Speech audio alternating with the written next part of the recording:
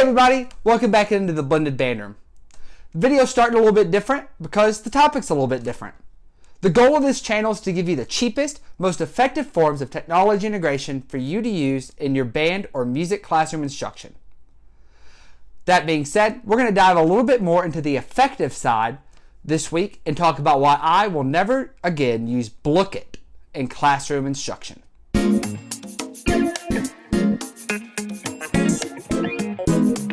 As you can see, I'm here on Blooket.com, and they say they're leveling up classroom engagement, matching action with education to create the ultimate learning experience.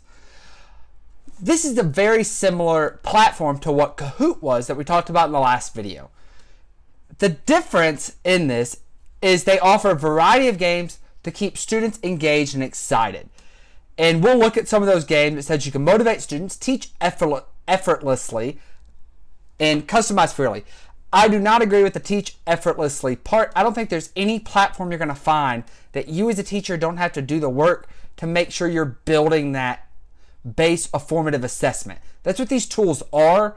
And to just say teach effortlessly, not good. So it asks you to join the community, to log in, and we're going to go ahead and sign in and see what it's like. And you can see I've created a set here, Dynamics and Music. We've played it once.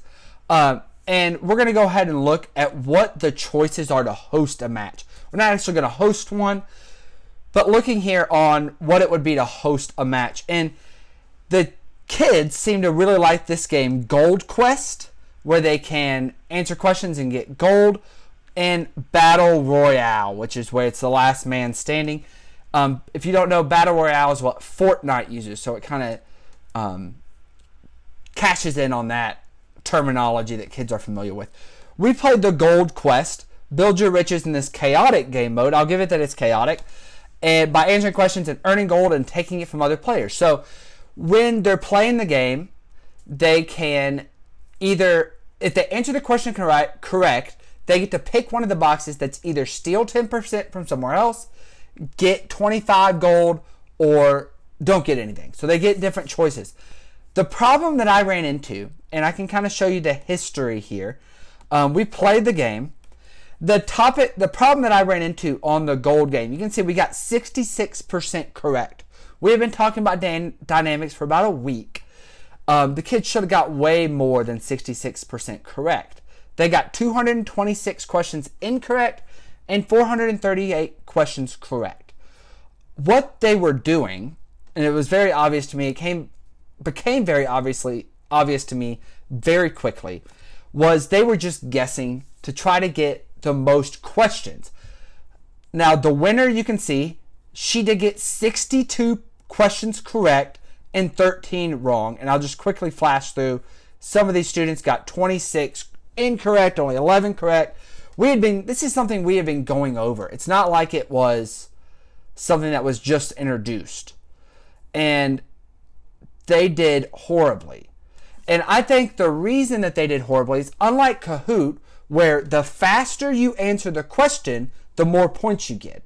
That makes sense. The faster you answer the questions, the more points you get.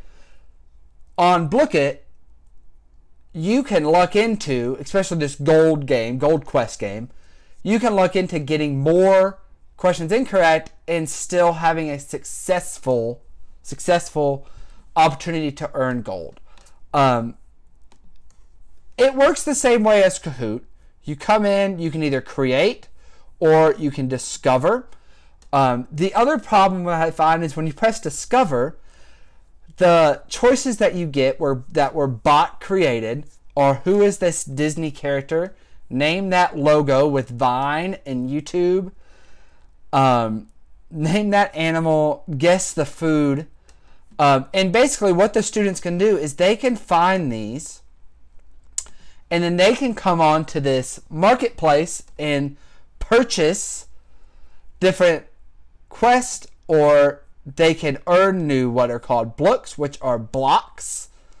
And they get to use different blocks for characters. I don't mind that, that they're getting to use different characters per game. They're getting to be, an owl or a turtle or a hamster. Pretty cool idea there by Blooket. The problem becomes when they allow the students to trade them back and forth. And especially in this remote virtual learning environment that we're in, students are trading their blocks instead of paying attention to the teacher. They know, oh, we're going to play Blooket 4th period, so I'm going to go in 3rd period and I'm going to share and trade and sell my blocks, and I'm not going to pay attention to what the teacher's saying. These are some of the problems that Blooket's having. There is a traditional game mode on Blooket that is very similar to Kahoot. The faster you answer the questions, the more points you get, and the faster it is to win. That's awesome. And you go into host, you go down here to classic, which is probably the best game mode on here. The problem comes with Blooket in the trading, in the gathering, in the collecting of cards. It's a problem if you're trying to teach remotely to learners that their main concern is getting a block that they can then trade the next period, not pay attention to the teacher. Alright, that's all I got for you on why I will never use Blooket again. If you're going to use Blooket, I'd love to see your experiences with it. My Blooket that I created, it's been played over 472 times now. It's obviously a very popular technology integration, and I wonder, why are you using Blooket over using Kahoot? Again, I think that students are taking the blocks and they're trading them, and they're not really trying to answer the questions correctly. That's my biggest concern with it and why I won't use it again. But obviously there's almost 500 teachers who have played that dynamics in music game. Please let me know, why are you using Blooket over using Kahoot?